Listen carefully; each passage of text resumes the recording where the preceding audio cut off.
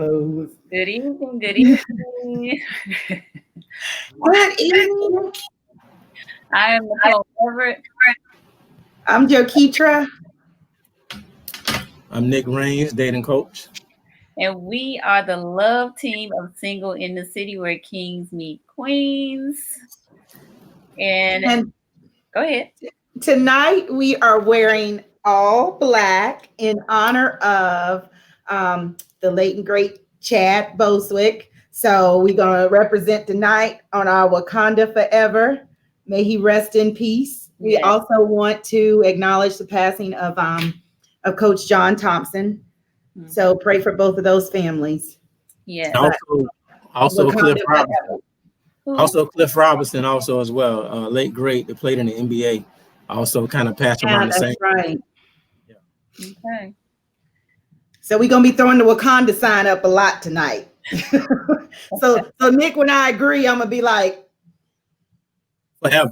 forever, forever, ever. Forever. Chad was back. Forever. Yes. All right. So we want to get started by telling people to like, love, and share. And tell us where you're tuning in from. We see you, but we want to know where you're tuning in from. I see my cousin Erica is here from Waldorf in the house. Hi, Erica. Hey, Erica. cousin. Yeah. That's Thanks cousin. for tuning in. Appreciate you being on. I assume Tanya gonna be on in a little bit too. So, but welcome. We try to put the fun back in dating. Tonight we are going to kind of do a preview or try to cover some of the topics in advance from our special guest who will be on September 15th. Ron Wills. Ron Wills. And Nick recommended his book, Nice Guys and Players. Yes. So we have looked at some of the chapters and we want to dive in, just give you a taste of it. We encourage you to get your hands on the book. Nice Guys and Players, Becoming the Man Women Want. So we're really excited about him being on here with us. Let us say hey to Ray Favors. Hey, Ray. Hola, señorita. Yes, we appreciate you being on here. So, Nick. So does that mean that Nick, you really, and we're gonna hear a lot from the men about this book? I'm hoping tonight a lot more men will chime in tonight. Yeah, I'm hoping so. I'm hoping a lot of men chime in and give their opinion, their perception on it, and their feedback, definitely their comments. Yeah. And ladies, we're gonna take some notes. Mm-hmm. Oh, we know Ozzy gonna give his feedback. So we do. Hey, Ozzy. What's up, Oz? All right. So the first 3 chapters of this book are entitled The Choice, Categories of Men, and Understanding of Woman, of women rather. So Nick, I did actually read the Choice chapter because I went on Kindle and got the free sample. So, what did it say, Nicole? What did it say? Well, it was actually quite interesting because it talked about how women choose the man. And I never really kind of thought about it like that. I guess I have taken more of a biblical, traditional stance about, a man who finds a wife finds a good thing. So he's supposed to be looking for me, not me looking for him. All right. But that to me isn't necessarily saying, not negating the biblical side. That's saying that ultimately the woman is the one that makes the decision or the choice on who she's going to be with after he has found her. Right. So yeah, I would agree with that after having read this first chapter. It made perfect sense to me after hearing his logic behind it, because he basically talked about how we are more strategic, if you will. He used the term more strategic, but we are thinking like 2 and 3 steps ahead. Like, what's he going to be like a month from now, a year from now, 3 years from now? And men are necessarily thinking that far ahead. So that Girl, after the first date, we done married that man and all. We done had the 3.5 kids, the picket fence, what kind of car we gonna drive, how our wedding going. We done planned it all. So he is right. The man is more so thinking about what you had on that day when he met you. He hasn't went no further than that. And how much long it's gonna be before he can get some? That too. before he could take off what you had on the day he met you. Right. He's still telling his homeboys how fine you was. That's right. Well. All right. So a couple of folks have gotten on. So she said, "We are living, hey, single." Ooh, in the 90s, she's singing the "We Are Living Single" theme song. I'm glad I got my girls. Yeah, oops, wrong show. Hey, y'all. Hey, Tanya. Thanks for being on. Well, Nicole and I are living single. Nick is the only married one. So you're not far off. Yes. So Johnny's on here. He said he purchased a book and read it last week. I also got some weights. Woo, we got some weights. Okay, Johnny, you dove right into that, man. Hey, you finished the book too? Man, that's great. I appreciate that, Johnny, because he purchased the book. He didn't get the free sample like somebody we know. Johnny trying to get his weight up. Right. So Johnny, I like that, Johnny, because one thing we're also going to cover is the body game, which I'm assuming that's why you got those weights, because that's a chapter in there. So we're going to cover that too. So Johnny, you're already on top of it, man. All right. So we got Mia on. She said, "Hey guys." Hey Mia. What's we up? got Rashina What's up, lady? on. Hey Rashina. And we got Courtney on. Courtney, what's up, Courtney? Good evening. And we got Dan the Man Richardson. Dan the Man. Hey Dan the Man. It's time for the pound cake, Dan. Oh Lord. And Maine said, "Damn, 3.5 kids."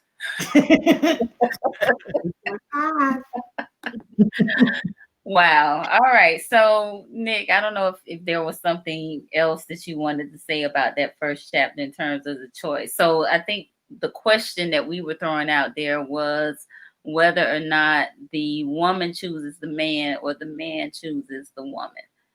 Right. So Nicole, that was a great segue because, like you said, from a biblical perspective, it always talks about in the Bible, when a man finds a woman, he finds a good thing and also obtains favor from the Lord. Right. So that's in there. But I think Uncle Ron, I like to call him Uncle Ron, because the wisdom and knowledge that he has, I think he's still pretty much saying the same thing, because Uncle Ron is saying a woman initially chooses the man with her signals that she sends off. So indicators, and I like to call them IOIs, indicators of interest, IOIs. So she's giving you those things, and some of those things may be playing with the hair. She may be playing with the hair when she's talking to you a little bit. Yeah, you know. Another thing. Somebody called me out. I got a moment of confession right now. Somebody called me out on that the other day. I was on a Zoom with a sister group, and I swear I thought I was like in the dark because I didn't have no lights on. But they saw me on the phone twirling my hair, and they when I got the phone, they let me have it. Oh, they let me have it. Anyway, go ahead, Nick. I'm sorry. No problem at all. So, like I was saying, a woman may play with her hair. Like, ladies, y'all correct me if I'm wrong. You know, of course, and also add some other things that women may do if you don't mind sharing those secrets with the men. So, patting the weave, not one. Patting the weave. Your head itch. You ain't even think about him. You just trying to figure out. I just want to make sure. Yeah. And Uncle Rom is not the rum, the drink. No. ROM. Ron Wells. All right. Okay. Go ahead. Continue. Yeah. So the indicators, playing with the hair. Another one is sometimes she may actually look at you. Then when you turn around, she may look away real quick because she really don't want you to catch her looking at you. So she's trying to get a glimpse and take it all in without you actually noticing that. A good thing you can do, men, is that you can try to catch her. If you see her at the corner of your eye, it's good to have a peripheral vision. Try to catch her. And when you catch her, give her a big smile. And she's like, "Oh, I've been found out. I've been caught." You're right. So I've been caught. That's one thing you can do is go ahead and catch her. Try to catch her if you see her looking at you. So after that, a man has to understand that he's been chosen. So the woman chose you. Now he has to read those signals and be able to follow up on that. Because like you said, Nicole, most women are not going to pursue the man, especially if it's coming from a biblical perspective. But they will do is show you that I am available. And those are ways that women let you know I am available. I'm not taken. So that's one thing. So to come back to your point, I think it still lines up with your principles that you mentioned, that a man's still pursuing you because he still has to come over after he receives all those indicators of interest. Okay. So the pursuit is still on him. So Candace said someone caught her playing in her hair and she stopped immediately. She said, I wasn't interested. That can't happen. Yeah, that can't happen. It can't happen, Candace. So Tanya said, let me lean in because I'm good at indicators of not interested. So she needs to know what are the indicators that I am interested. Okay, the indicators that you are interested. So I just mentioned it too. Oh, she's saying not. She said, I'm good at not interested. So let me lean in because I think she wants to know what indicators of interest are. So outside of twirling your hair, what else? And the smile, the look. Yeah, the smile. Yeah, the smile when you're looking at it. Look, we gotta keep up. We gotta keep up with these indicators. Get a good glance without him actually looking at you. So that's one way also as well, and just smiling at him. That's another way. Smiling at him. I give you another one, and it's not in Uncle Ron's book, but it's also prepping. Like you may see her making sure she want to look her best. She may pull out a little purse or have a little makeup on or something like that. She may look in the mirror just to make sure she's looking her best when he actually catch her eyesight. Because that's the image he may replay. So we'll make sure she's looking her best. She's still, doing her hair, things of that nature. So that's another way too. Okay. So we got a question again about what's the book. So the book, once again, is Nice Guys and Players: Becoming the Man Women Want by Rom Wills. All right. So Courtney said this topic has been coming up a lot: men pursuing women and women showing interest. Right, Courtney. It comes up a lot. Like you said, you got some women that they want to make sure that the man is pursuing. He has to be the one to pursue, especially from a biblical perspective.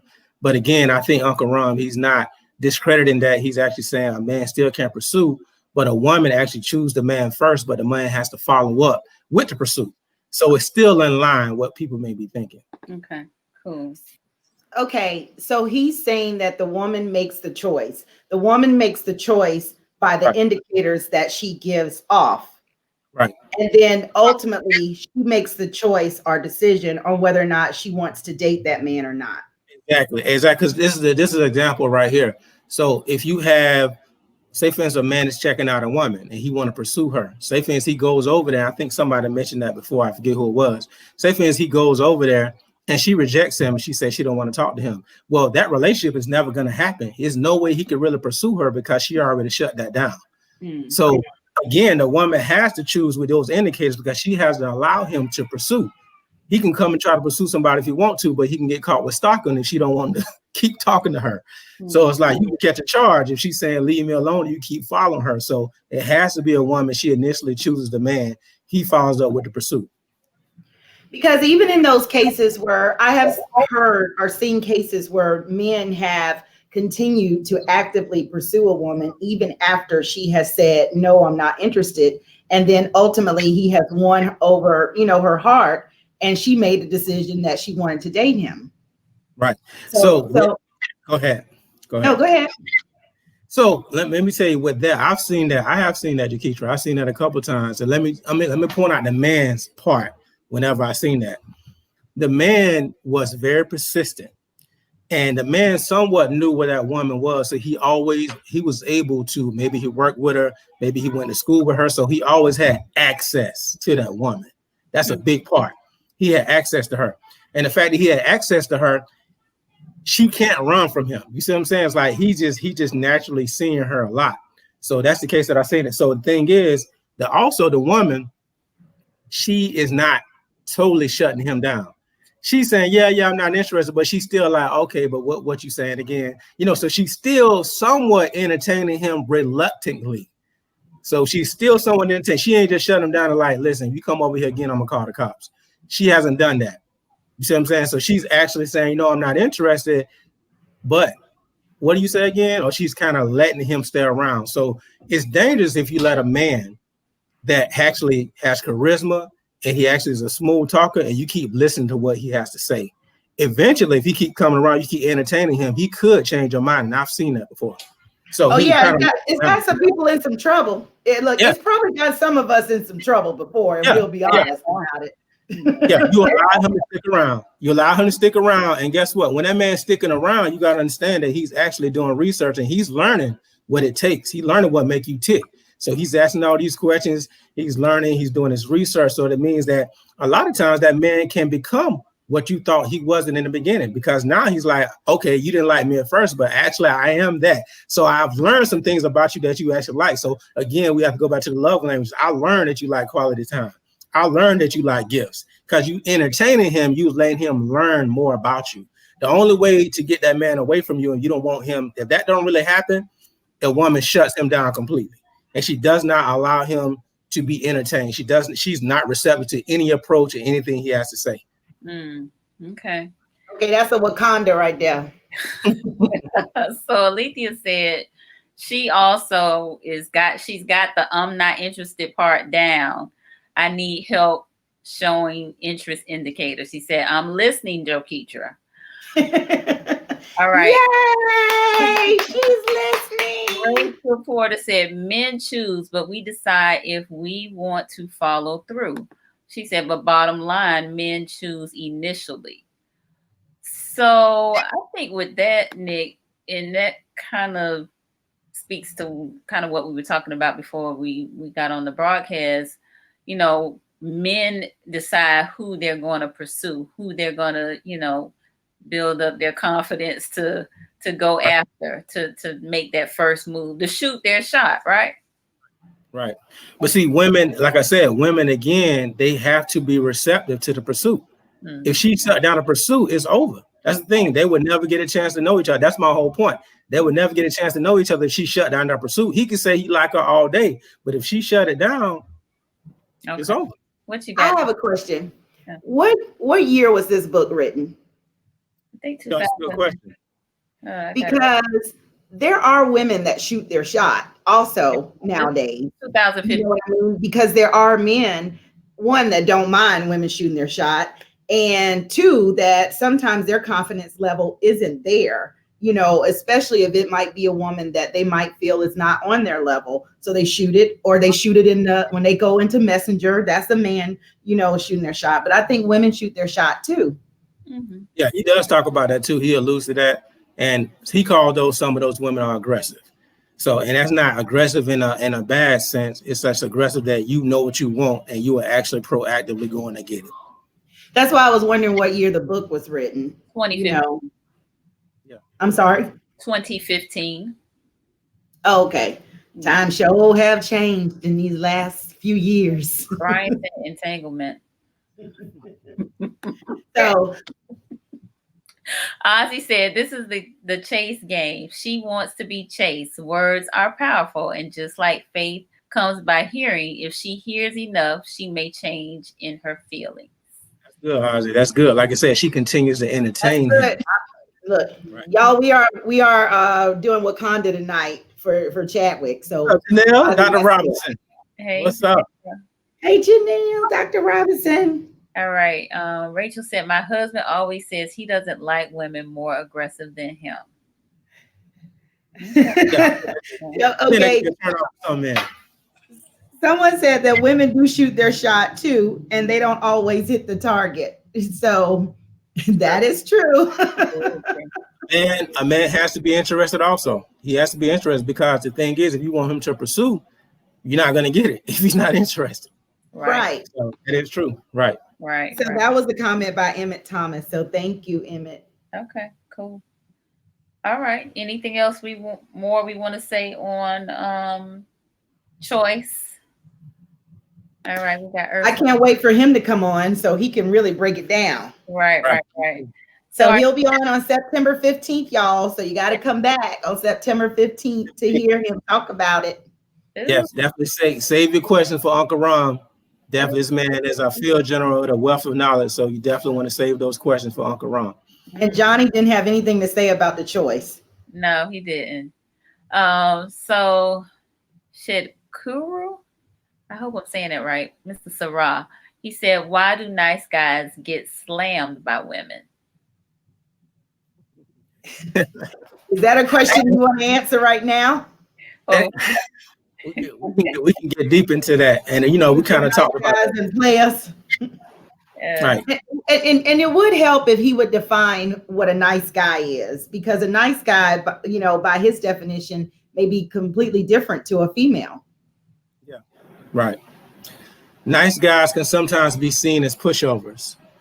So, and also with nice guys, a lot of times women feel like they get bored with them. They don't have no spontaneity. It's nothing really out of the ordinary. So you don't give that excitement off. I go into it real quick. So a lot of times you may have a woman that actually lived a life that was really, really, let's just say, not too adventurous. So a lot of times she may get with a guy that may have a somewhat of an adventurous life. And so he brings the excitement in her life. So a lot of times, and especially in this day and age or in society, women are looked upon as they can't be too aggressive and things of that nature. So it means that when she get with a guy that is kind of outspoken, kind of does what he wants, he's kind of like a rebel, she actually get a pass, and it's not like really her doing it. She just with somebody that really doesn't. He kind of opens her up to a different life she's not accustomed to. So it's a way they can kind of get away with doing those things and not being talked about, because she's really with a guy that's actually doing those things. So a lot of times that happens too. And those guys are not considered nice. So kind of to answer the question, those guys are not considered nice. I have a question. What does Uncle Rum define as a nice guy in his book? Go ahead, Nick. Go ahead, Nicole. Well, so there were a few things that he talked about. Dang it, don't call me right now. It says that many nice guys turn women off by trying to impress them. Let's see. A woman will be impressed by the man of her choosing, regardless of what he does for a living. So I guess he'll try to impress her with, his job or whatever the case may be.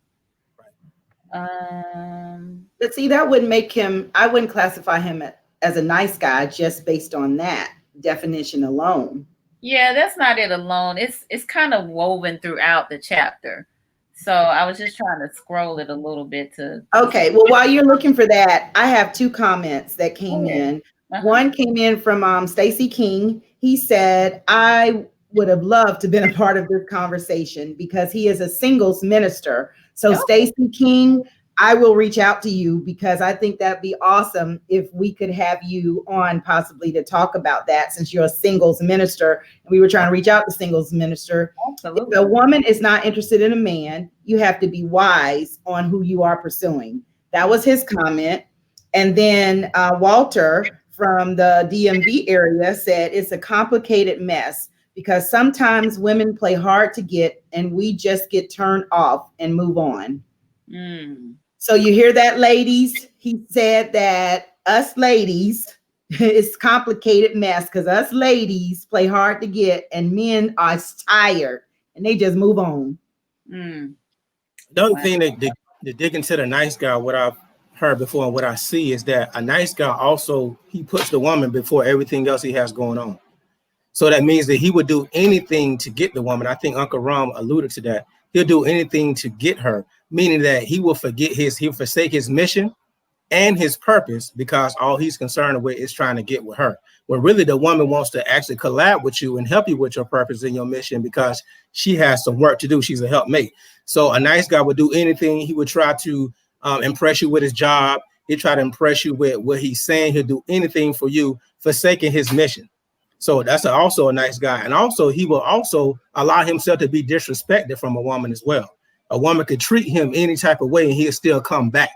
That's also a nice guy definition. So we got a lot of comments. Maine said nice guys, I think he meant aren't a challenge. Everybody likes a little challenge if they want to admit it or not. I like that. I like that, man. That's totally true. Totally true. And no man wants to pursue a woman who's running from him. Well, they may not want to, but some of them do. Depends on how bad you want her. It depends on how bad you want her. Yeah. Rachel said, ladies, don't play hard to get with a hard to get man.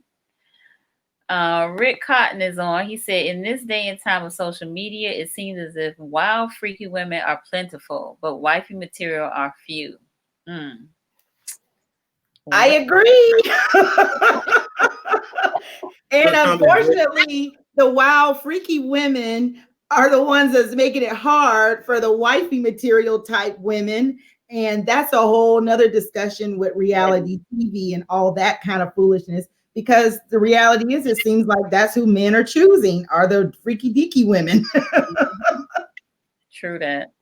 Johnny said, nice guys are the one that may accept a lot of ish from women, from a woman. So you're right, Johnny. A nice guy, it's almost like he forgets, so he don't even view himself as being a high value man, which we're going to get into, which they're called select men. We're going to get into the select men part. So a nice guy, he doesn't view himself as a high value man, so he puts up with a lot of stuff on women, and he puts up with some disrespect. He puts up with some women, doing different things to him, and especially he'll put up with a toxic woman as well, because he doesn't know his own value. Isn't it sad that a word that is meant to mean well, when it comes to a male, and what you deep down you really would want is a turnoff for some women? When you hear women saying, oh, he's so nice, or he too nice. And that's so unfortunate that word has been meant to define men, and it's not in a good light. The thing is, women, they do want a nice man. They do. But they don't want a man. They don't want a man that can run all over, though. That's the thing. They want a man that has standards, that actually stand for something. Like I said, I go back to the mission and a purpose. They still want a man that has a purpose, that has a backbone. Because at the end of the day, if a man won't stand up for anything, say for instance, something happened to you and somebody's trying you, is he going to stand up for you? This man don't have a backbone. So they do want a man that actually, women also look for protectors. They look for a man they feel like that can protect them. We'll get into that when we talk about the body game. Okay, someone made a comment about, Emmett made another comment, and he has on his Wakanda Chadwick as his, profile. But he said, allowing a woman to treat you any kind of way is not being a nice guy. That's a pushover. Telling a woman no one can be more alluring than buying her flowers. So yeah, he's nice when he's buying you flowers. Oh, he nice, he's sweet, he all these things when he's buying you flowers. So I can see that. Ooh. So it's no when you talk about a nice guy, it's like it's no one definition. I'm just telling you what my experience of a nice guy is and what I hear women complain about when it comes to nice guys. So maybe we as women need to evaluate ourselves when it comes to that. I'm just going to put that out there, ladies, and just say, maybe we need to evaluate ourselves when we say that, he too nice and we don't want a nice guy. Because then when you have a man that's treating you like crap, then you be wanting a nice guy. Well, LaTanya said a nice thug. There you go. Yes. Can we get a nice thug? so that's good. I'm glad Tanya said that. So Jaketra, you are all in for that. What is the difference? Tell me about the nice thug. So tell me that. What is the characteristics of a nice thug? I want LaTanya to tell you. It ain't no scrub. You got excited. So but you want someone that knows how to, when you talked about a protector, I would think that if you see a nice guy, but if he could still protect you, you'd be like, you got some thug in you. All right, now you got some thug in you. I like that. Right. You standing up for me. That's what I think of when she said a nice thug. Not someone that's going to walk around dressing and acting thuggish, but when it's time to defend you, that he got that in him. He ain't going to let nobody run over him. Right. So Nicole said this nice guy sounds like a weak guy. There are a lot of nice guys with values and confidence. Yes, Nicole. Yes, that's a Wakanda moment right there. So Tanya agreed. She said she thinks the nice guy has different meaning depending on who you ask. Exactly, Tanya. And I agree. They asked about a man that has balance, but I think we kind of, it's like half a dozen in one man and 6 in the other. So I think in the interest of time, because we do have some other topics to get to, we just gonna say that the Black Panther was a nice guy, a nice thug. How about that? Okay, that's fine. All right, our next question, and we will take this back up come September 15th, but we're just introducing the topic right now. Okay, we just introducing the whole choice piece. So the next question is, what is a select man and a non-select man, and how are they different? What is a select man and a non-select man, and how are they different? Okay, Nick, I want to hear this one. Nick, this all. Yeah, I do want to go back to because we talk about nice guys. I want to go back in this conversation to Bad Boys because I did a little research on that. So we'll come back to that though. We're gonna come back because I'm gonna say the difference. Are we singing the Bad Boys song? Bad Boys, Bad Boys. What we gonna do? When we say bad boys, we're not talking about actually rude boys. We're talking about boys that are adventurous, men that are adventurous, and men that are chasing their purpose and really like bring excitement in a relationship. That's what we're talking about. We'll come back to that. Yes, I want one of those. Yes, right. So that's gonna be the difference between a nice guy, what we're talking about. Okay. All right. So select and non-select. All right. So Uncle Ron say select man. This is a select man. Handsome, successful, charismatic, and he's pretty much saying if he walked in a room and if it was 100 women, 70 of the women would normally find him attractive. 70 women in that room would find him attractive. So that's a select man. Wait a minute. You said handsome, successful, and charismatic. Charismatic. And if he walked in a room of 100 women, at least 70 of those women would find him attractive. So aren't the first two kind of subjective? Well, I think everything is subjective when it comes to dating. Yes. Because the thing is that dating and when it comes to a relationship is more of an art. It's not a science. If everything worked, it'll be scientific. Because that means I could just repeat it and it'll work every single time. So it's actually more of an art. So yes, everything could be subjective. And of course, this is coming from one man that wrote just based on his research. Okay. All right. So a select man is handsome, successful, charismatic. Right. Those he just listed those 3 things. Yeah, that's those 3 things that he mentioned. But also successful and charismatic. Right, but also we're bringing the body game, which we'll talk about later. So he has. Okay, I was wondering where that fell. Yeah, I know you was waiting on that. Right. Yeah, I was waiting. Right. So I didn't say that. I didn't say that because that's a whole nother topic and a question by itself. But also he talks about Uncle Ram is big on the body game. He expressed that a lot. So I'm ready for Uncle Ram to come to the building. Yeah, let's go ahead and add the body game in there. So let's say also he has a nice physique, he has a nice body as well. So you can add that to Nicole if you're taking notes. All right, so that's number 4, body. Right. I mean, because when men look for women, we can't leave out that part for when a man looks at a woman. That's important to him. He mentioned that also as well. It's like what gets a man going and what really catches his eye as a woman is kind of shaped like a number 8, right? Very curvaceous.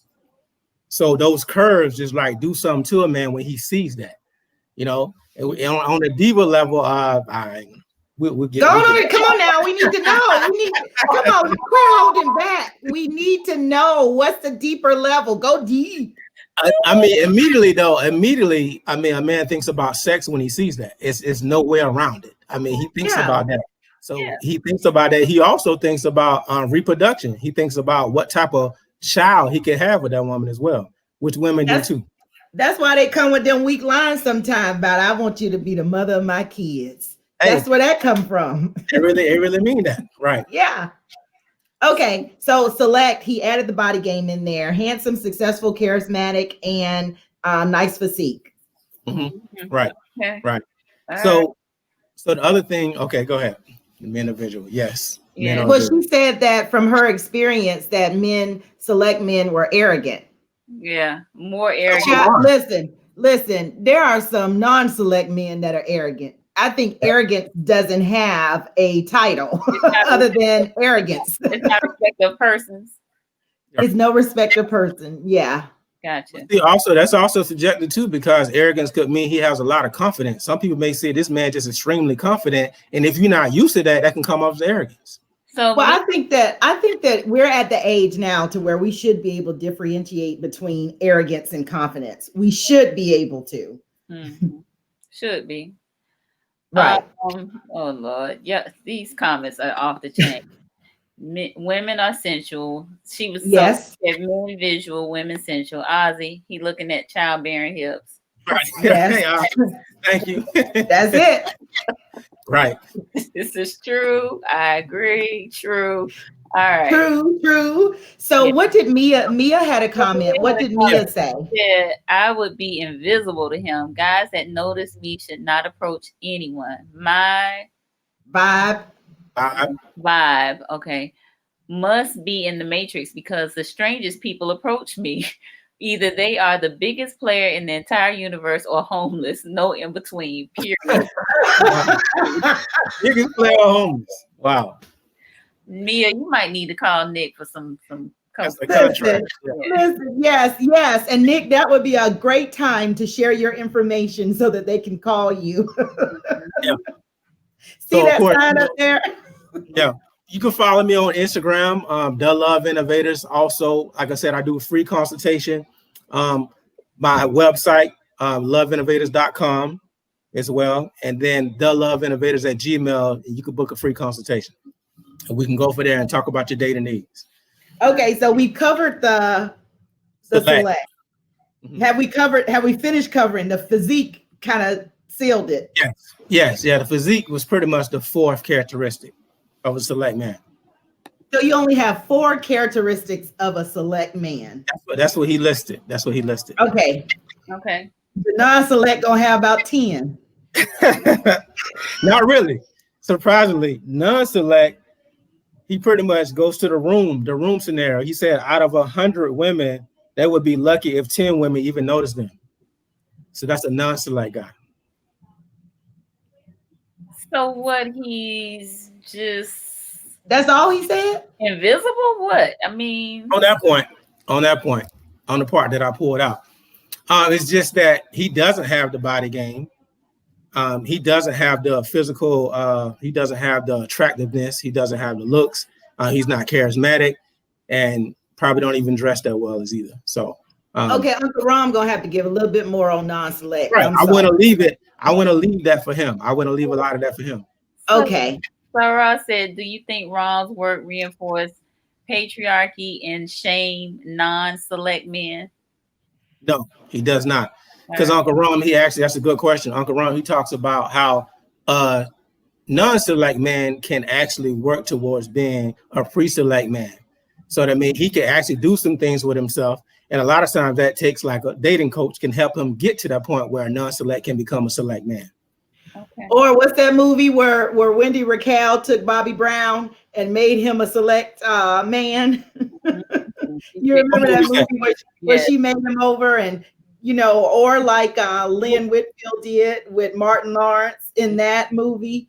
Yeah. So that may be the case, but I do think that there are some non-select men that may have flag, or that have ways to attract women's attention. That's why I was curious to hear what he said about non-select men. Well, these brothers are going in. So Ron said, women have turned me down more than callers. Man, he said, I'm big, black, and ugly as ever, but however. Big small. Look, baby. Baby, he sound like he has confidence though. He sound like he has confidence. And that's it. Confidence makes a huge difference. It does. And we talked about that before, but even the man that's vertically challenged, it's like, sure, who you talking about? It's like that never stopped him from actually going to get women. It's like you work on what you have. You know, if you're not that tall, don't worry about that. You work on your physique, you work on your charisma, you work on your conversation skills. That's what you work on. That's it. You can't really change. Yeah, you work on your body, so you change what you can. Right. And what Tanya is saying is exactly what I was going to mention when she said some non-select men be pulling pretty women, Right. because I don't think that any woman would disagree with me. But I would much rather talk to a man that is respectful, you know, and knows how to hold a conversation versus a select man that is all about his physique and his success and his charisma, you know, or his body that exudes that, confident, even though it could be confidence, but then yet it does become more arrogant if that's what their conversation is all about. Mm-hmm. But he doesn't talk about a select man being arrogant or anything like that. He talks about a select man actually working on these things to actually become the best version of himself. And that's what I talk about as well. He's not doing these things actually for women. He's doing them things for himself. Now, as a byproduct, he will get more women because of the way he looks, because of his conversation skills, because of his charisma. But he's not doing these things just to get women. A select man also is focused on his mission. He's focused on his passion. He's focused on his purpose. And he doesn't let anything get in the way of that. Now, a woman can help him on that purpose and that passion and help him get to that point. But he does not stop what he's doing just to check a woman out and just put all his interest in a woman. He keeps doing what he's doing. He's on his purpose. He's on his passion all the time. So Janelle, he's not arrogant about it. He's just confident in who he is. Okay. Janelle want to know if she could upgrade from a non-select to a select. Women can't help, Janelle. Women can't help. A woman may be able to upgrade a non-select man to a select man. Right. Women can help. Women can help. Yes, that's true, because women can help, because at the end of the day, if you're trying to get with a woman, then of course a woman can tell you how to become that man, that select man. So of course, I always say it's good to have a female that has no interest in you at all. That's strictly platonic. That would just give you the game. That would just give you straight up knowledge, straight up straight up wisdom, what women are looking for, that does not have no type of hidden agenda. Okay. And is that where it comes from, where they say that behind every good man is a good woman?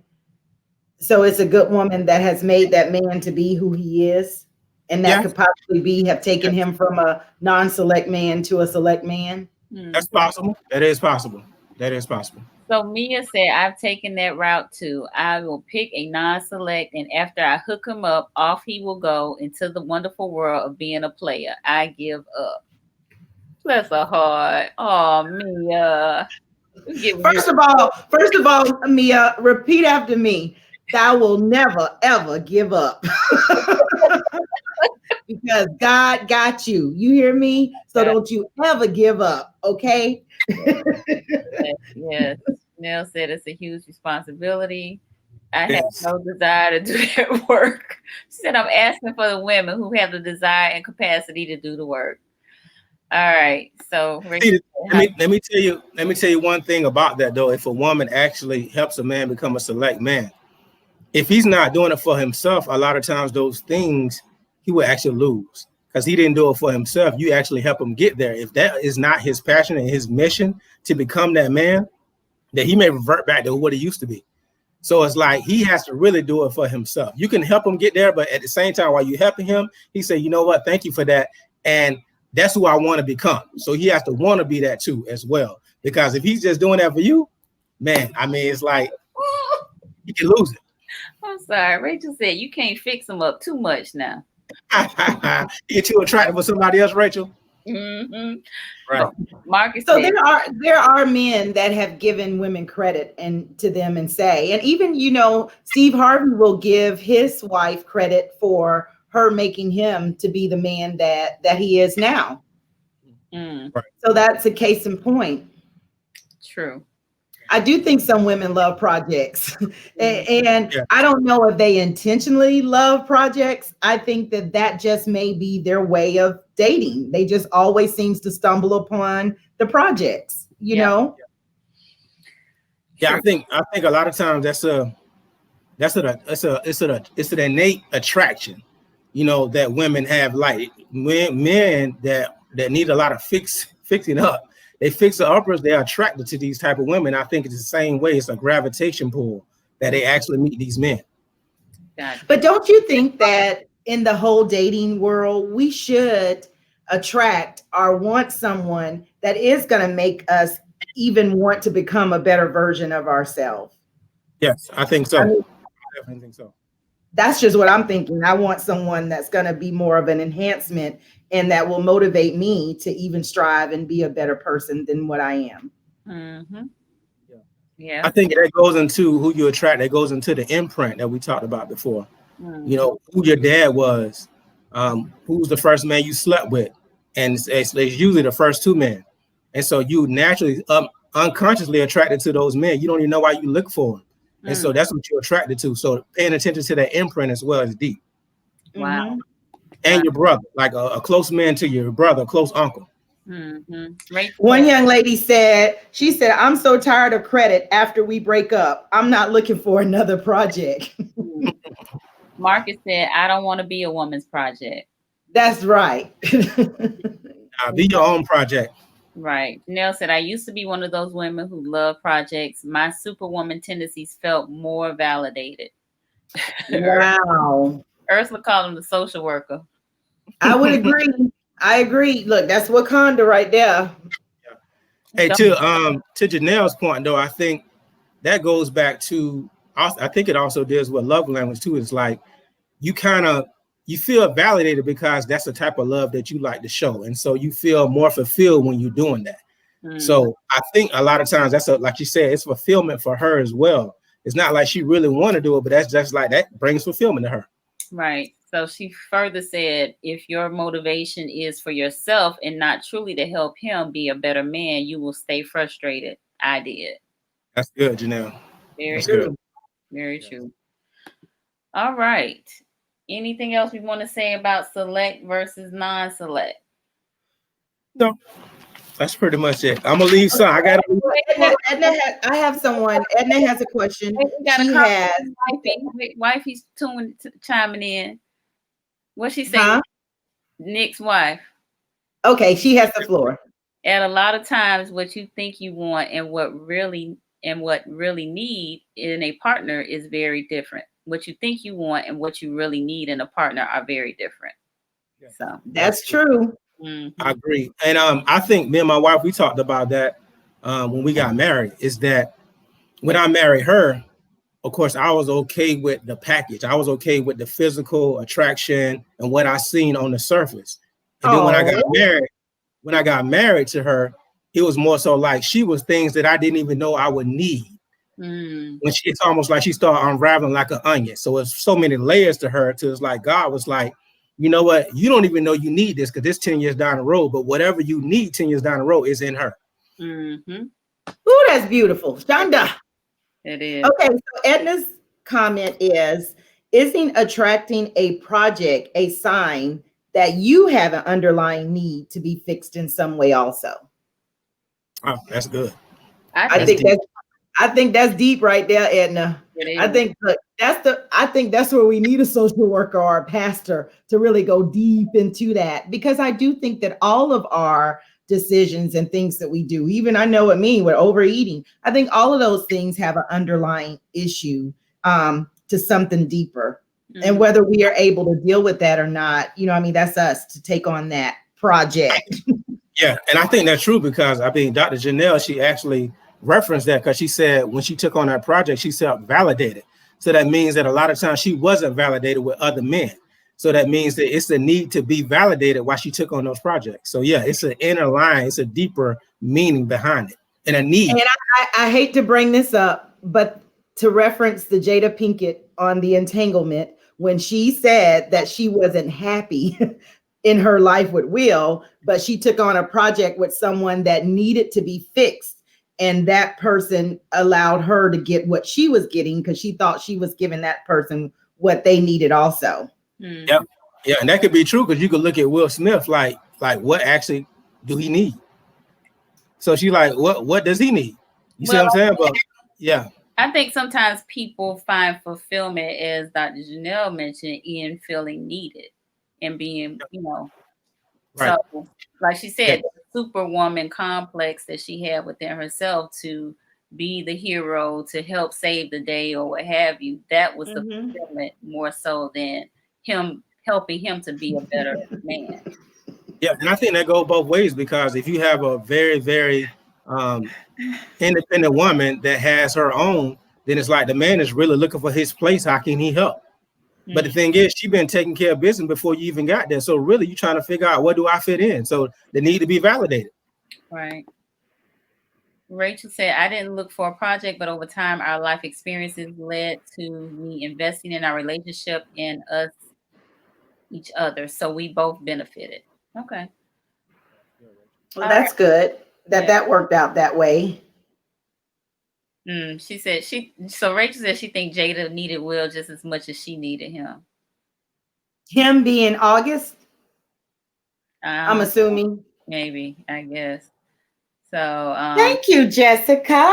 Thank you. I thought so myself too. That was the Wakanda moment. Janelle said, I once did a poem where I said I met the perfect man, but because I couldn't find anything wrong with him, I knew it wouldn't work out. Wow. That's good. That's good, Janelle. That's good. That's good and scary, because I think that does happen a lot. Right. Yeah. Right. Marcus said women are helpmeets biblically. Maybe some women need to be needed by their man. That's true, Marcus. I agree with that. I like that, Marcus. I love that.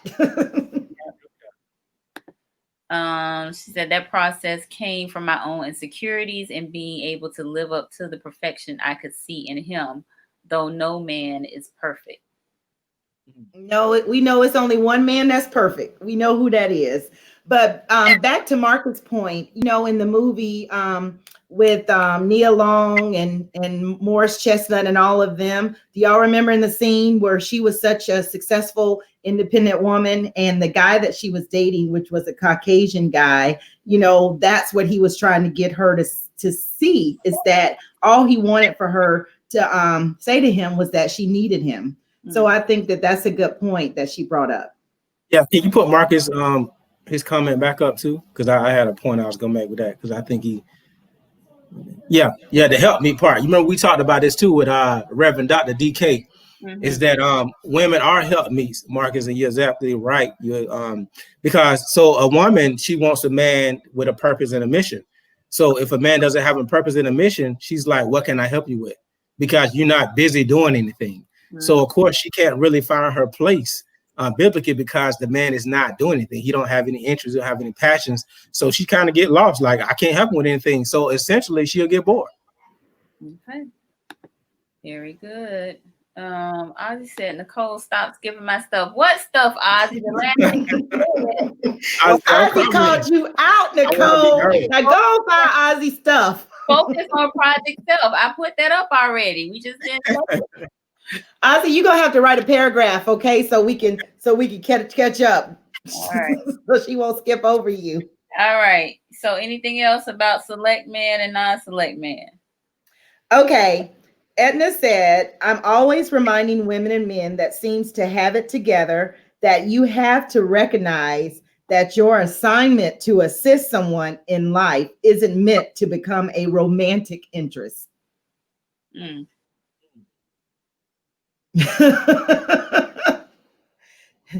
So I think that depends on the situation. I think it depends on whether you're in a relationship or it's a friend. I think it depends on what type of relationship it is. It's situational. Yeah. Jessica said, I always say in relationships, men need to feel needed, women need to feel wanted. Well, I want to feel needed too. I think it's both. Yes. Mm-hmm. I'm sorry, Jessica. I want somebody to say, baby, I need you. That's what I want. So Dr. Hartley wrote a book called The 10 Emotional Needs. And again, these are not wants, these are needs. And based on the research, he's saying that women and men have certain needs. And he listed them out. I can't remember all of them, but it's like, that's a great book also. He talks about these are needs, meaning if these needs are not met, a lot of times the relationship don't work out, or it's a lot of turmoil in the relationship because those needs are not being met. Again, I didn't say wants, these are needs. These needs have to be met in order for the relationship to work. What's the name of the Dr. author? William Hartley. Dr. William Hartley. Okay, got it. Yeah. And it's the 10 emotional needs. 10 emotional needs. Got you. All right, can we move on to body game? Yes. We all ready for this one. Body, got that body. That's a little intro. Yes. What was the question, Nicole? What we got? The question is, what is the body game and what are the benefits? Thank you, Courtney. Somebody agree. So based on Uncle Ron, he said the reason why the body game is so important because it's a lot of benefits to the body game. So one of the benefits is that your body shows that you are healthy. So basically you're in good health for one. So that means a lot, for a man that it's in good health. It's like, he's taking care of himself. He takes pride in his body and how he looks. So that's a one big benefit right there. And of course we go back to, he talks about on a primal level. So again, men look for women they want to mate with as well and reproduce. And so women look the same way. So it's like they want to know what their child looks like. So of course, you really don't want to probably get with a man that's sickly, that actually is not taking care of himself because you're looking at the fruit that you're going to produce with that man. So that goes a long way with a man taking care of his body, his health. Okay.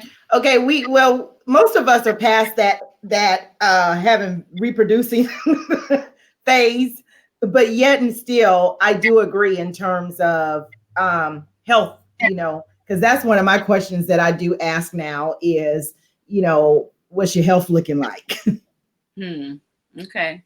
All right, real quick, I got to give a shout out to my cousin Brian in Miami. Hey, Brian. Hey, Brian. All right. Dan said his body is in the shop right now.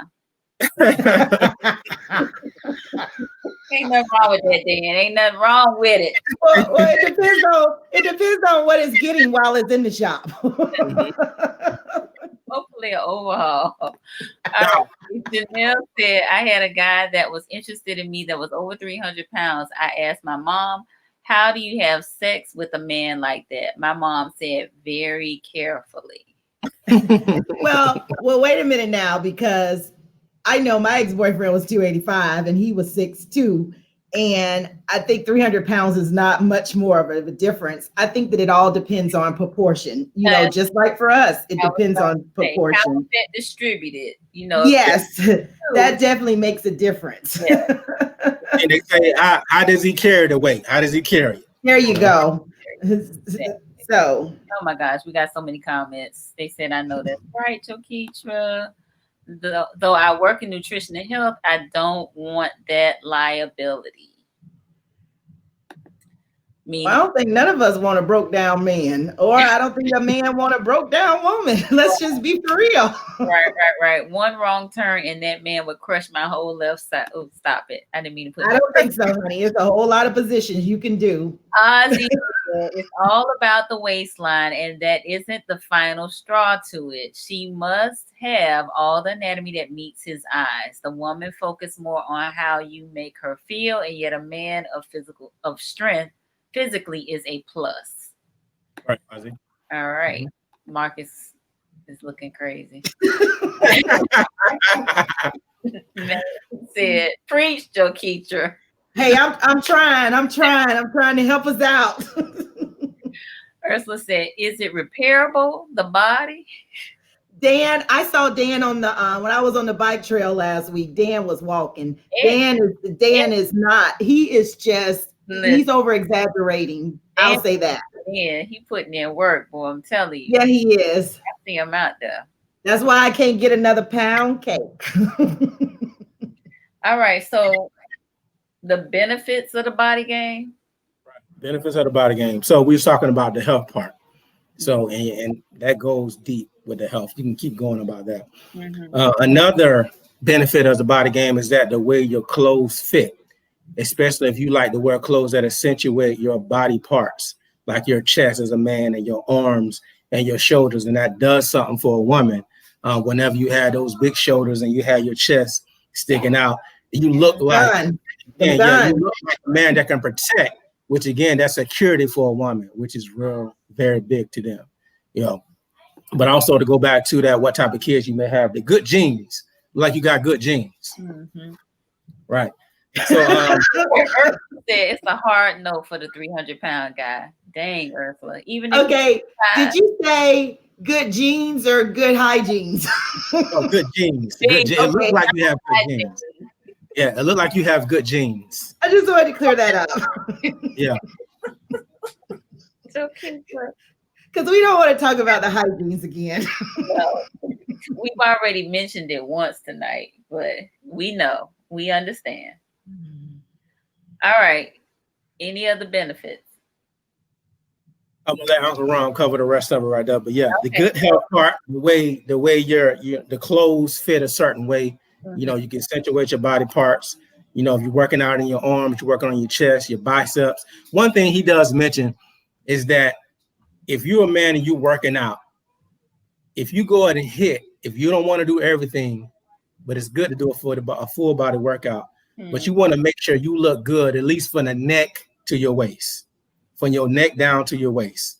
At least, and have like, if you could do something with your stomach, have like a flat stomach, and from your neck down at least to your waist, you know, big chest, have some arms on you by yourself, then you can actually attract some type of women. You can try. I'm gonna have to disagree with Uncle Ron because we don't want no Michelin man. I am sorry.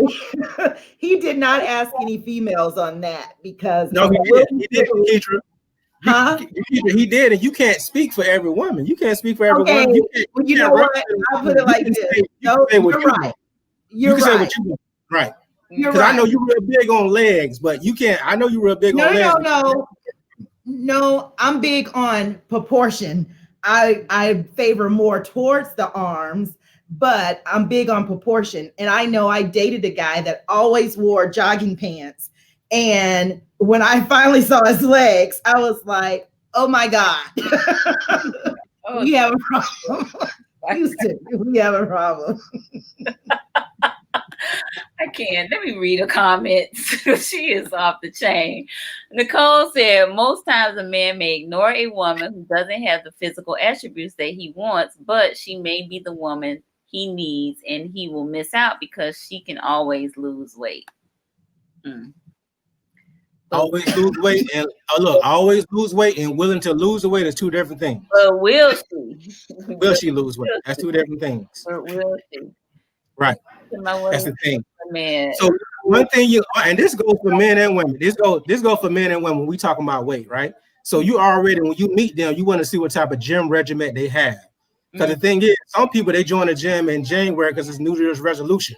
And they own it for about 30 days. And next thing you know, they done for the rest of the year.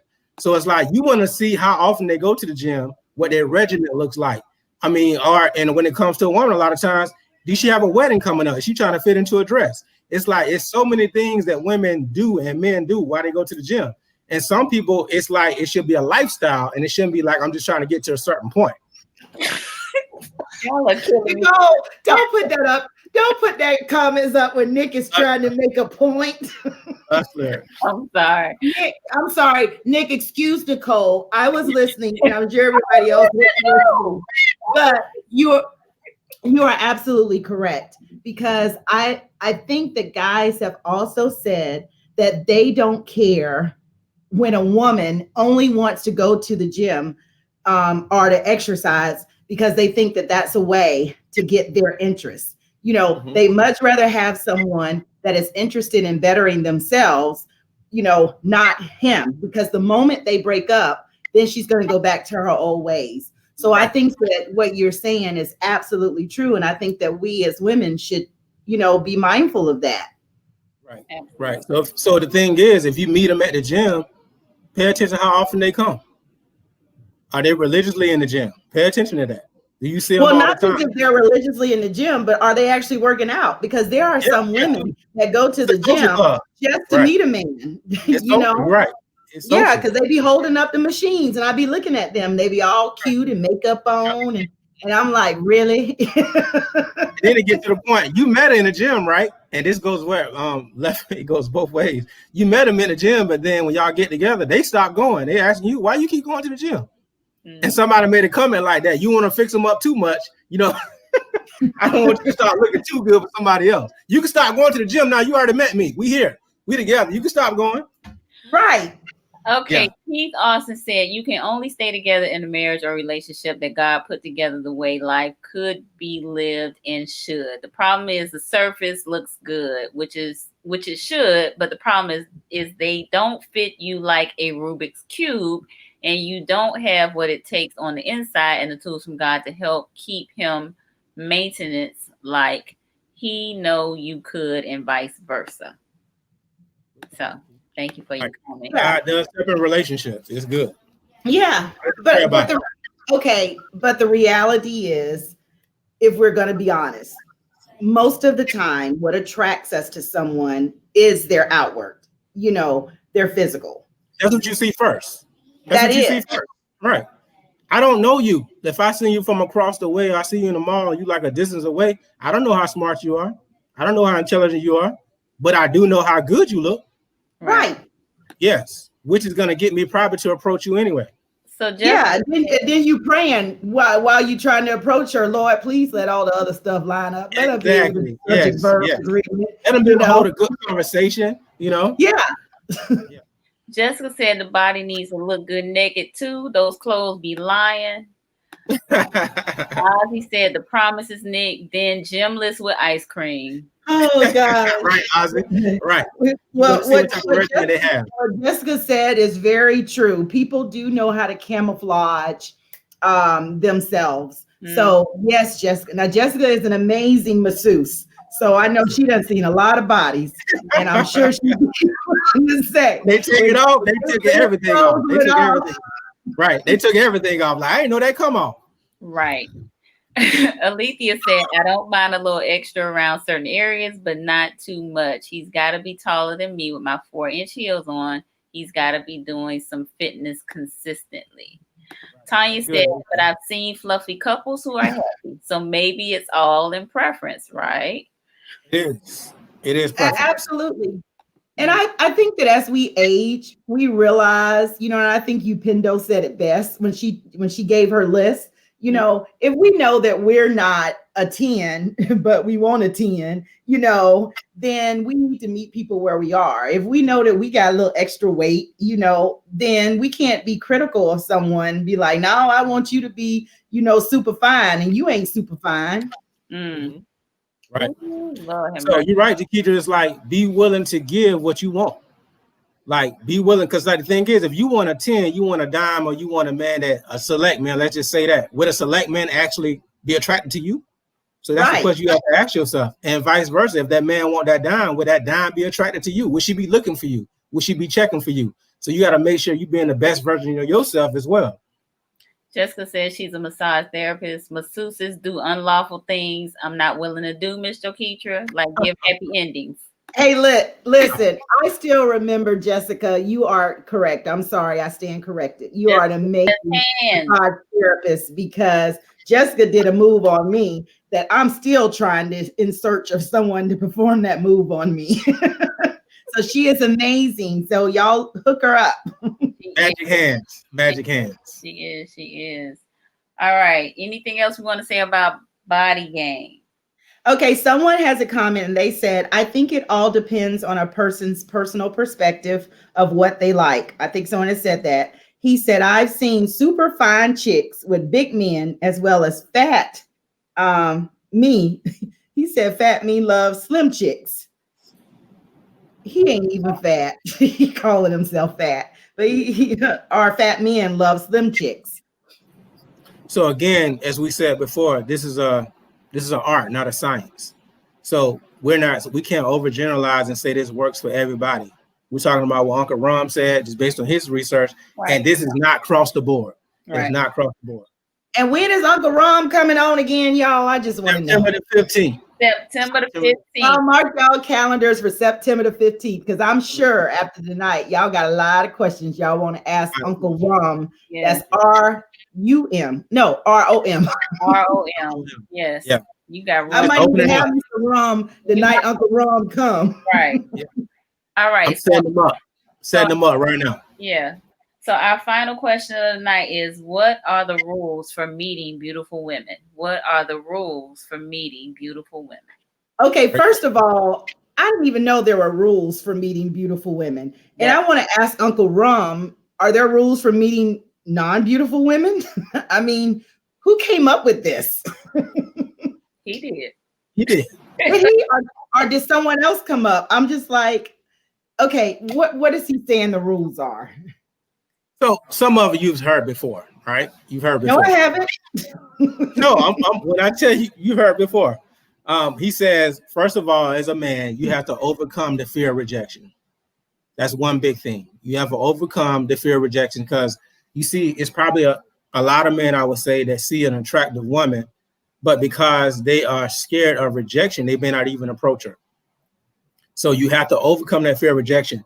And the way you can do that is we go back to the body game, develop your body, be your best version of yourself. And also one thing he talks about is that get used to just talking to random women.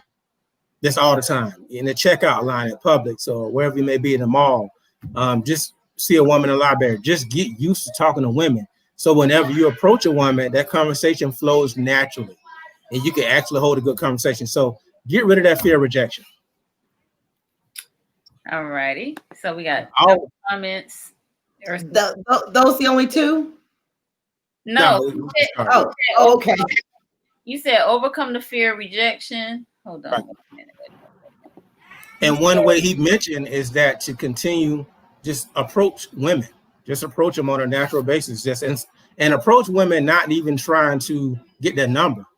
Just approach women just to have a good conversation or just hi, how you doing today? Just get used to talking to women. I call that Okay. practice. Adding to that, she said exactly, Jaketra, who came up with that? Everyone is beautiful in their own right. Now that's a Christian right there. That's a Christian girl right there. Yeah, that's a biblical answer. I like it. So I love it. We got the same question over here. What's the definition of a beautiful woman? I think it's in the eye of the beholder. So I think I like that approaching random women, because to me that's practice that helps you get over that fear of rejection. Right. Because you are building up your confidence, you building up, your conversation tools. So, But to answer Tamika's question, I'm going to go out on a limb and say that Uncle Rum's definition of a beautiful woman is one that's hard to attain, maybe a dime or in that sense, where you see, some of these video women on IG that everybody is after, but no one can really capture her attention. That might be what he's speaking of. Is it what you would define, Nick? Oh, no. Uncle Rum actually said, no, what Uncle Rum actually said, he said, approach women that are beautiful to you. Oh, okay. Beauty is in the eye of the beholder. I knew he said beautiful inside and out, because he would call a woman ugly if she actually had a nasty attitude, she's rude and she's disrespectful and she's toxic. He don't like that. So a lot of people date according to their insecurities. Sometimes getting someone out of your league improves a person's feelings about themselves, and that's the only reason why they target certain people. This goes for both men and women. So what do y'all think about that? Because I think about that often, actually, in terms of dating outside of your league, or someone that, you may perceive or others may perceive out of your league, or like somebody that is not compatible to you or what have you. And I don't know if that's based on looks or based on success or based on drive or what. Well, that's what I was going to ask. What is considered as out of your league? Well, I mean, and I say the same thing. Uncle Rum, he says the same thing too. Ain't nobody out of your league. There's no such thing. There's no such thing. So I think that would be like select versus non-select, right?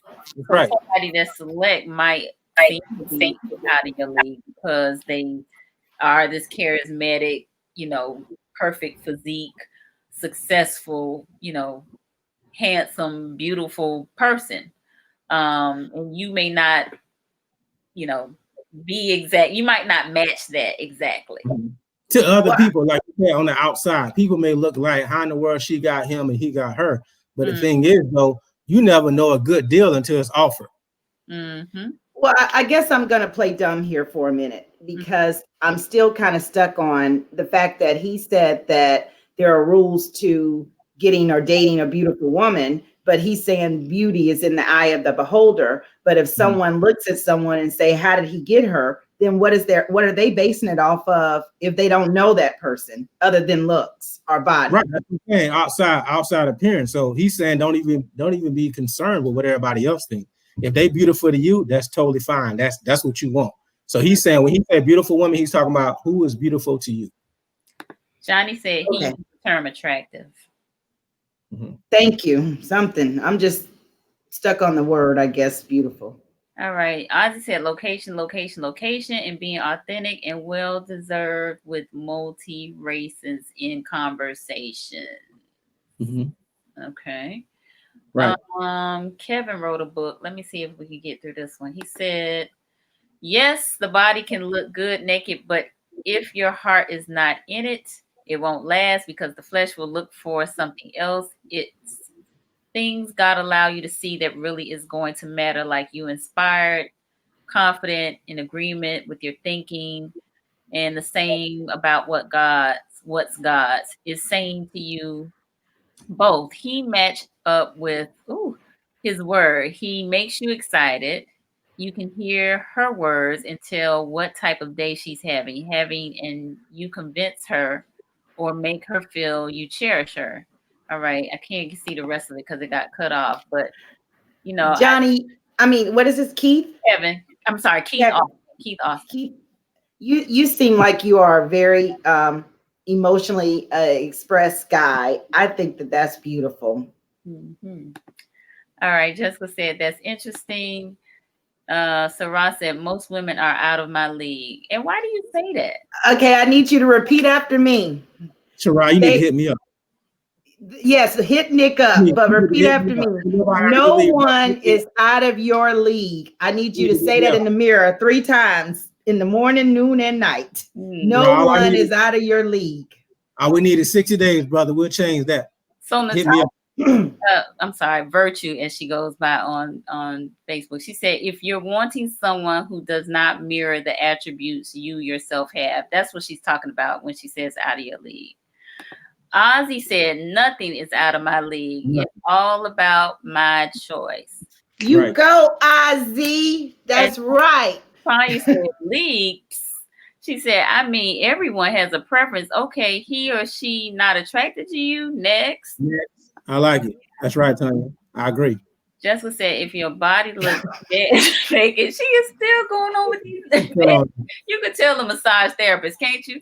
God knows not to send him my way. Sorry, not sorry, and I am a godly woman. All right, Jessica, we know the body has to look nice naked. We got you.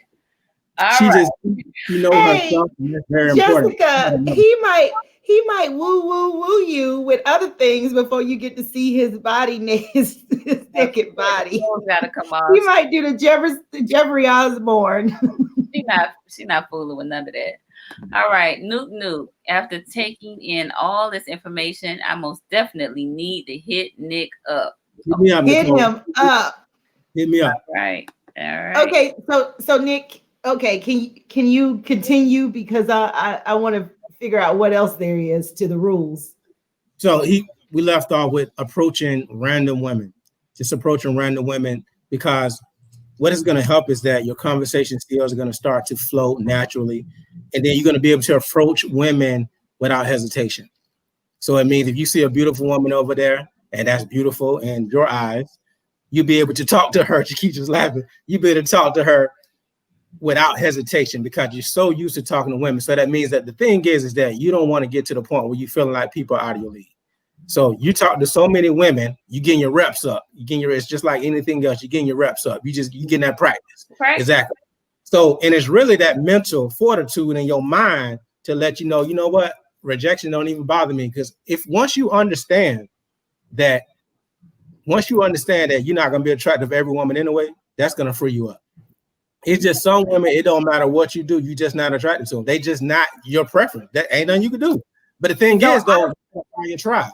You gotta find your tribe. You gotta find the ones that are attracted to you, who you naturally attract.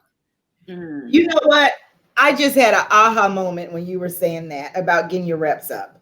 You know, so ladies, have you ever seen a guy when you're out and he literally goes around the entire club and try to hit on every woman in the club? Oh my gosh. So now we know that he's just getting his reps up. So that's what we can say to him is, you getting your reps up, you know, let me know how that come out, you know, because ultimately someone is going to fall for that after he has gone around and talked to enough women and built up his confidence level so high, he gonna get it right with somebody. So now they talk about one thing. There's something called the law of averages, and the thing is, what they say with the law of averages, that if I approach 10 women, a lot of times one gonna say yes. Yep. So that's just it. So like I said, you just never know. Especially if it's at the end of the night and they done had one too many drinks. They're gonna be like, I'm ready. Right. Now, of course, the high quality woman, that's going to turn her off, because the thing is, if you just approaching anybody, she be like, he just want anybody. So that means that he's not looking for quality. But, you know, so you got to be careful with that too. If you're going to approach a lot of different women, you probably don't want those women to see you doing that, because if that one that you really won't see that, she may be turned off by that, because you just approaching anybody versus you chose her. But I think now that we know, we can give him a little, you know, we can give him a little slack and be like, oh, he's just getting his rep up. Yeah, right. Yeah, they're and we might could give him some advice and say, that didn't work for me, but it looked like it might work for her over there. Right. Now especially like, she said that, so I'm hearing that he, the man approaching, has to be able to communicate effectively. I'm sure he's not going to go up telling her his abs are attractive. She said, unless he's looking at the body, imagining she's in the WAP crew. And do y'all know what the WAP crew is? The Cardi B WAP crew that most men are striving for today. I'm just saying. So, any thoughts on that? Well, okay. So I'm just going to make a statement. Y'all tell me if I'm right. A lot of times when a man comes up and he's bragging about what he has and what he's attained, that's a turnoff a lot of times, right? Absolutely. Turn off. Now, it's the way you can do that. And it's something called demonstrating high value, DHV. So you could demonstrate high value by telling a story. You don't have to go up to a woman and tell her everything that you got. So if it's, for instance, she say, you know, what do you do for a living? Instead of telling her your occupation, you just give her a good story and let her figure out what you do for a living. That way, she's actually involved in what you're saying, and it don't seem like you're coming off bragging, but you are demonstrating high value, the type of guy that you are, the type of people that you are meeting. So it's a certain way you can do those things. Yeah, Steve Harvey mentioned that too. He said that for most men, they should realize, and for us to pay attention, kind of like what you said, if a guy starts saying, you know, if you ask him, well, what do you do for fun? And he say, I play golf, you know, I travel. He was like, if he lists things that require money, you kind of can figure out he kind of got a good job. But if he say, I just always play on my Nintendo, or not Nintendo, Xbox, you know, I don't do nothing, I just Netflix and chill, you know, but he don't never talk about anything exciting, then that could give you an indicator as well. Just be chilling. Just be chilling. Yeah. I'm not trying to go see the world. Hey, I just want to go to two-step on Tuesdays and Thursdays. That's it. Got to get through the week. Ursula said, I need intellectual stimulation above everything else. So Ross said, Jessica's reaction is why I don't approach women anymore. Damn. That's just one woman. That's just one woman. It is. Chanel said, I'll take a man who is a little chubby and knows conversate is not a word over a man who has great abs and says he wants to conversate. She said, a man who can articulate himself well but is not the most physically attractive can gain major points. So I agree, Nick. Start talking to random women to help you know how to better articulate yourself to women. Not conversate. No, she gets really bent out of shape about that word. Got to talk to Well, them to learn how to talk to them. Converse, look, converse. Rick said that when the guy's going around the room, that's just called walk the room cardio. Rick So would. he may not have been able to go to the gym that day. He just getting in his walk around cardio. Yeah, and our thing is, what if he talking to a dating coach and the dating coach told him to go to the club and approach 10 different women? Don't get any numbers, just approach 10 different women. Who knows? Who Well, knows what maybe he's he doing? does that one time, but if he does that every time, That's overkill. That's overkill. Like he trying to start his homework for next week. He started his homework for next week. he had to use you as his dating coach if he got to do it every time. Right. Listen. So Jessica responded to Sarah. She said, that just means I'm not the woman for you. Not that you should shy away from all women. I have dated fat guys, but I realize they cheat too. So if I'm going to be cheated on anyway, I'm at least going to do it with an attractive male. But you know what, though, Jessica? I'm going to say this. I think that if you get cheated on and the guy is fat and just non-select, I think that hurts deeper. Because I think I would be saying that so-and-so mother something had the audacity to cheat on me. That's why she said she gonna get what she wants. So I get it. It's fine. So okay. And correction, Edna said that no, it said he is telling her that her abs are attractive, not him saying his abs were attractive. So I'm sorry, Edna. It's all good. Okay, so those are some 3 rules. Are there any other rules? To go deeper into the approaching women, approach women, not even flirting with them, just talking to them. Like you're not approaching to get their number. You're not approaching to really, I guess, woo them. You're just actually trying to hold a decent conversation.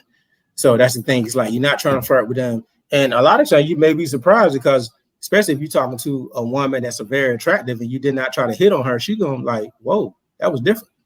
So that can work in your favor as well. Just approach her, just have a good conversation. After the conversation, after you finish, say, you know what? Nice talking to you. Have a good day. Don't ask for her number.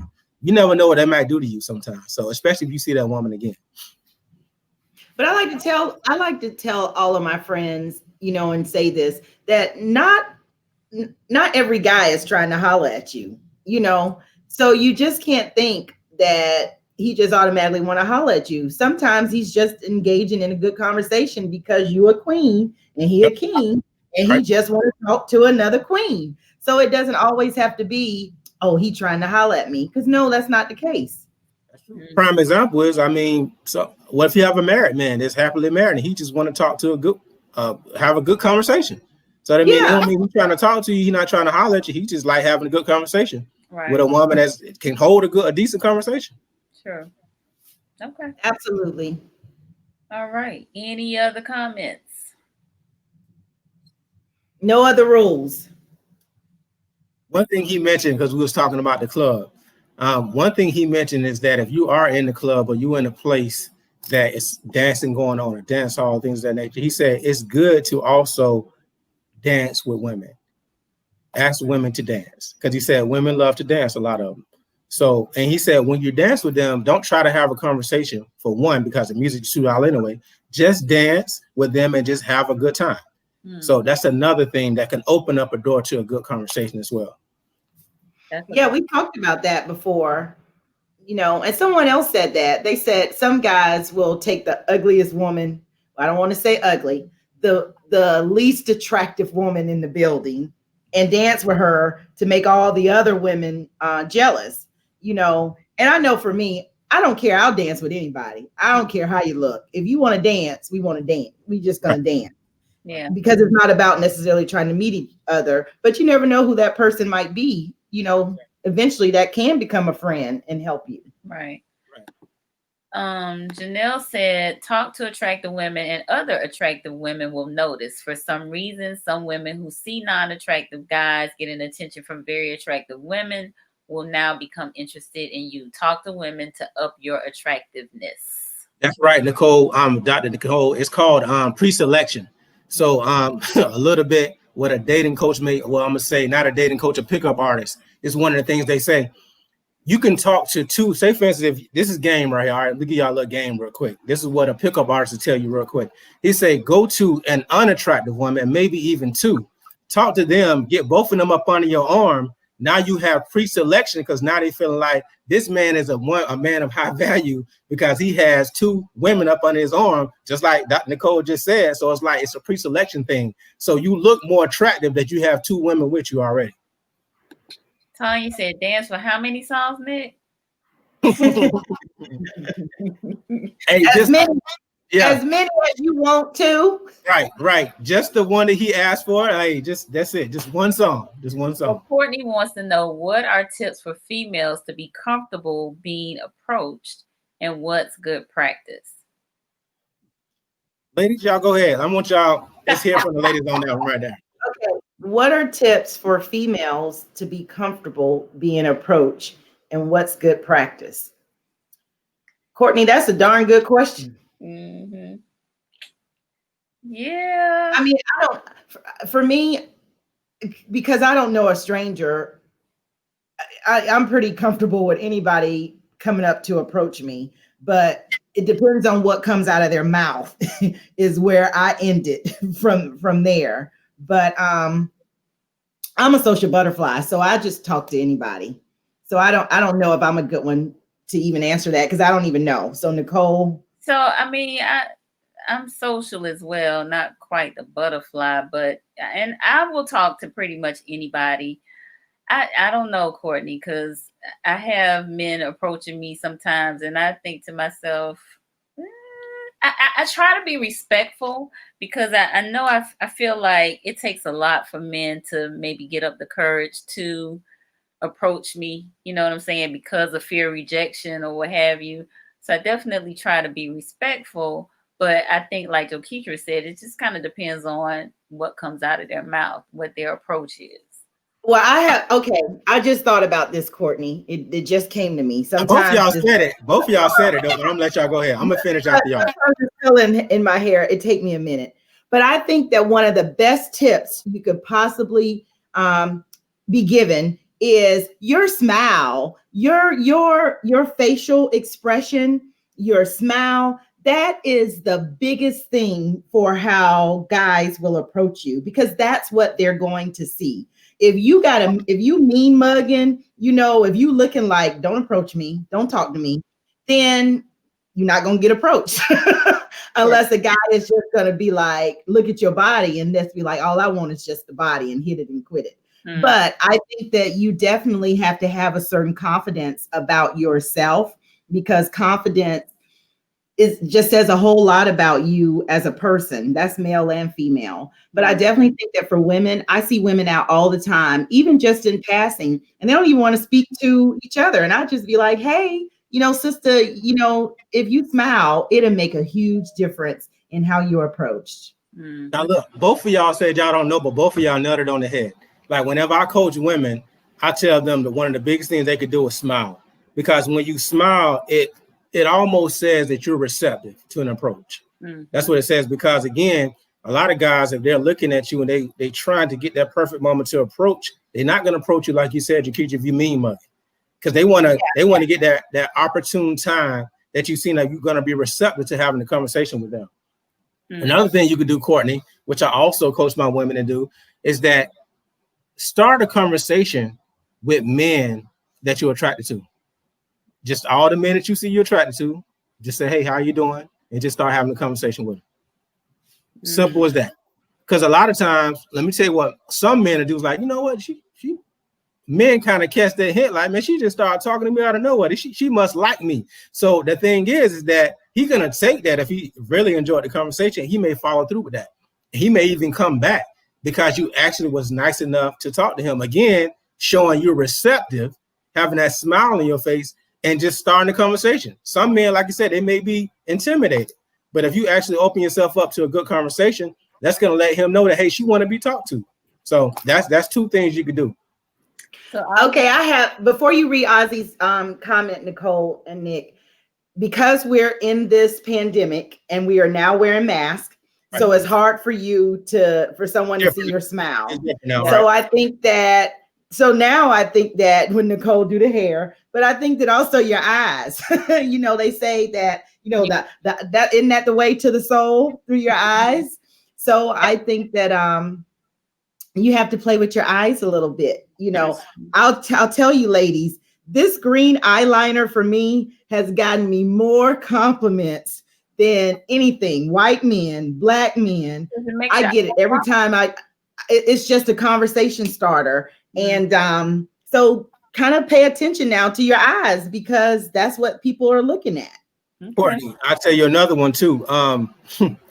If you give a man that once over, that from head to toe real quick, like you just check them out real quick, like a long little look, and then you go about your business, that's an indicator right there.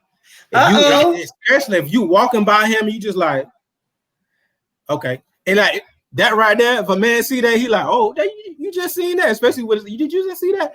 That's another one too, that once over, like I just pretty much just sized you up. I just looked at you like, oh, okay, yeah. Or if he smells good, smells good, that'll get me every time. Yes, okay, and also, man, if he smells good, I might marry him. Tell him also. That's the thing. That's good. If he smells good, tell him he smells good. Especially if he's the type of guy he's attracted to. You go ahead and tell him he smells good. Okay, Nick, I have a question about the look over. If you give a guy a look over to look him up and down, would you guys look at that as she undressing me with her eyes and, go more towards the sex part of it? It could, but it's also an indicator that she's actually interested at the same time. I mean, if the dude is just pretty much he just sexual all the time, that's all he think about. Okay, yes, that's what he gonna think. But I'm saying a guy that's just like, he just, man, I just seen this one lady just check me out. I mean, he may not go there. He just may be like, man, she must be attracted to me. I seen the way she looked at me.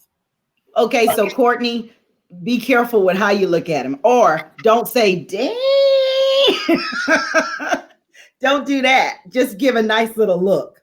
I'm gonna try that one too. And you also could do the that right there. That works every single time. If you just walking by him, if you just something like that, it's like you got what you for? What is that? Who you talking about? So yeah, that's another one too. Yeah, thank you. Yes, talk about the indicators of interest. Okay, it's a lot of comments. I'm just trying to get them up here because I don't want people fussing at me. So the word. Yes. Yeah, if you close to a guy, he said that he can be like, who are you doing that to? So yes. But you got to have a comeback then. If he asks you that, you got so women, work on your comebacks. Work on your snapbacks. He was talking about dancing. That was Wendell Berry. Hey, Wendell. All right. Dan said there's something about a woman's essence that turns me without her even knowing I'm looking. That essence is her being secure of who she is. Oh, that's good. Okay. That's Wakanda Dan. All right. What did Ozzy say? I'm sorry. I was talking when Ozzy.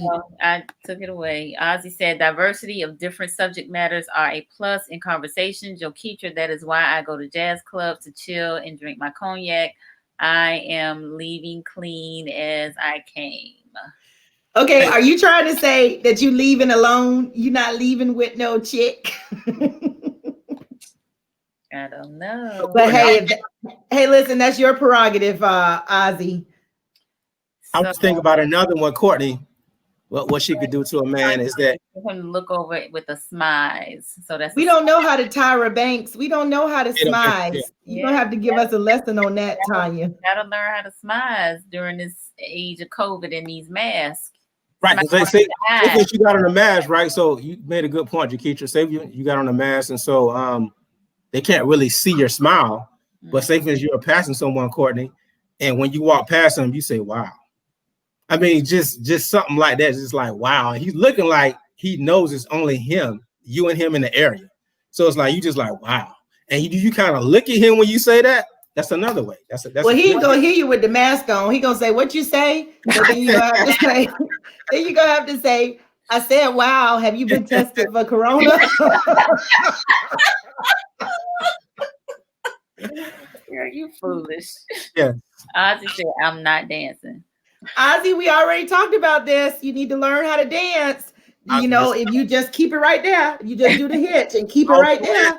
Even if you don't want to do the hip hop dance, take up some ballroom dancing class. It'll work for you. Salsa, Hey, merengue, listen, cha-cha. that's one of my questions I asked. Do you know how to dance? I have to know if you know how to dance. Because if not, we're going to have a problem. Go to a formal event or something like that, and they're doing some, ballroom dancing, man. You can't be out there holding up the wall. I mean, this ain't, this ain't that type of place. You got to be out there. You got to be dancing. Right. All right. Anything else? Anything else as related to salsa, right? Yes. Yeah.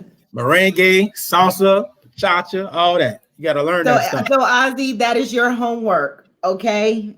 You got videos. You can get in front of the TV and shake a little bit.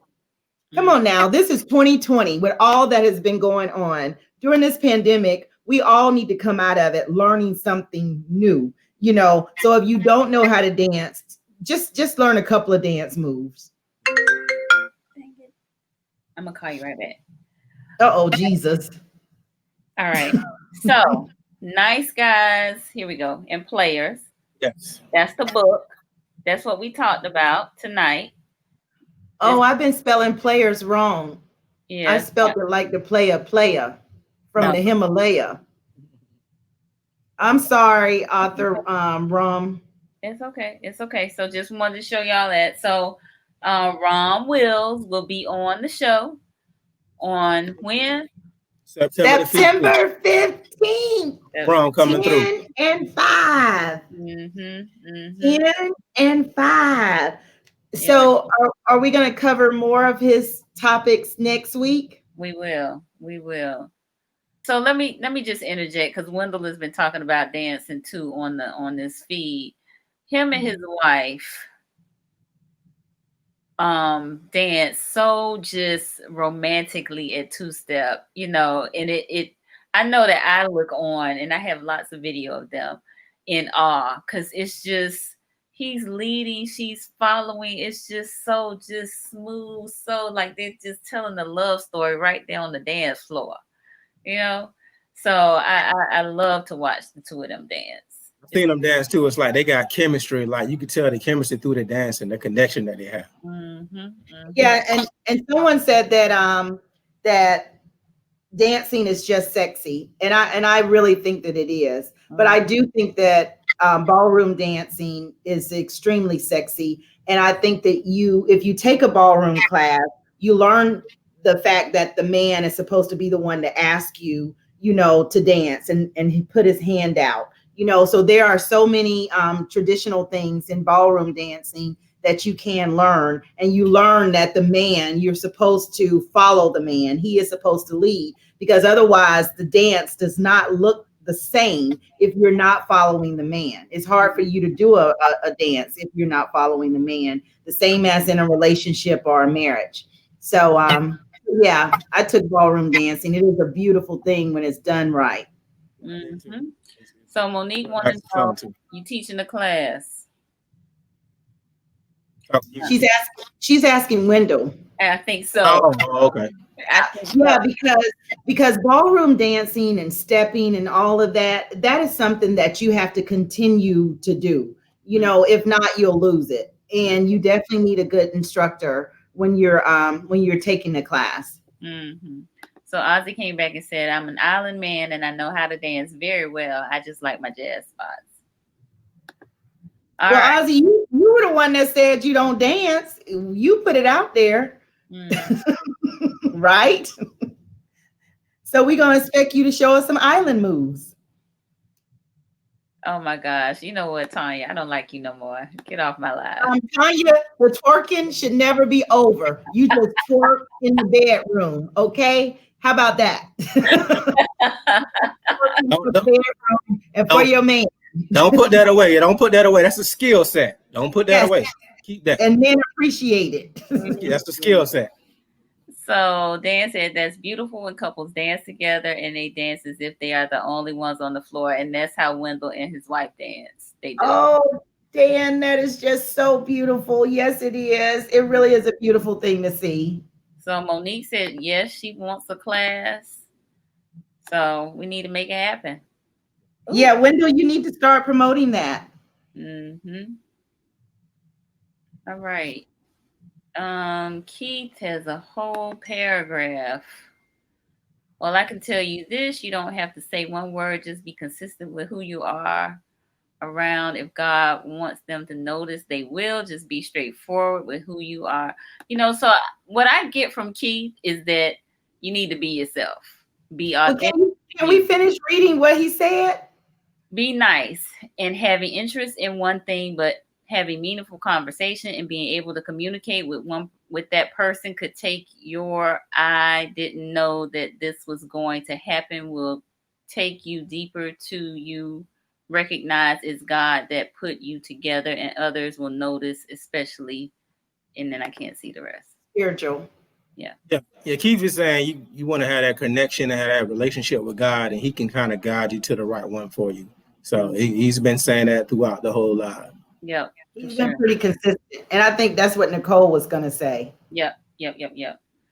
But we also know that God ain't going to move you over, slide you over to the person, or that person, he ain't going to slide that person over to you. You still got to go and do the work.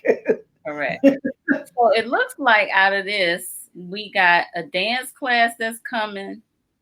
We got a pastor. What was his name? The one that singles Stacey King, the singles minister. So we got another pastor that's gonna come on board.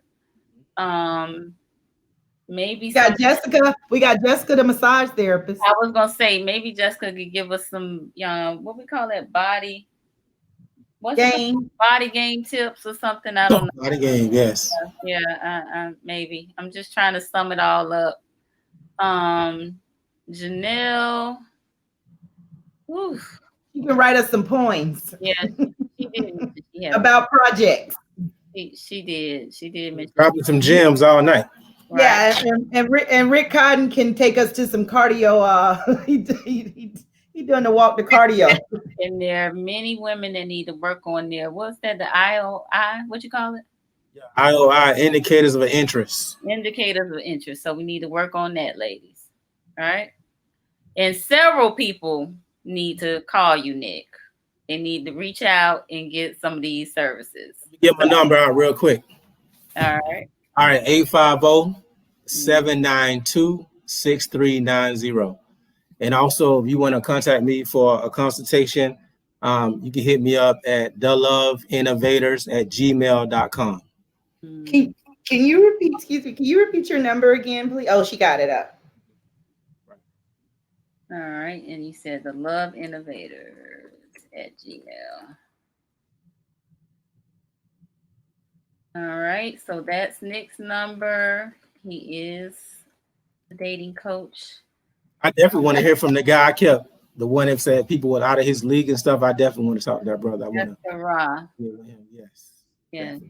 But he's gonna do the chants. He and Mia are gonna do the chants that I told them to do every day. Okay. They have homework. They got homework. And I just told Stacy, please inbox me your number, please, so I can call you. All right.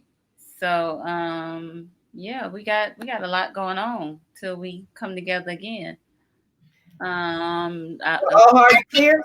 Yeah, I love to walk the floor and dance. All right. So folks are saying great discussion, good night, great conversation. We got Twanette who just came on. Hey, Twanette. Catch us in the replay. And don't forget to like, love, and share. Like, love, and share. This will also be on our YouTube channel. That's right, Single in the City. We have a YouTube channel. So if you miss it on Facebook, you can check it out there. All right. All right. Well, we will see y'all next time. Thank you so much. We're going to leave out with the Wakanda. If y'all at home, y'all to leave out with us for Chadwick. Yes. And Coach John Thompson. Yes. All right. We'll see y'all next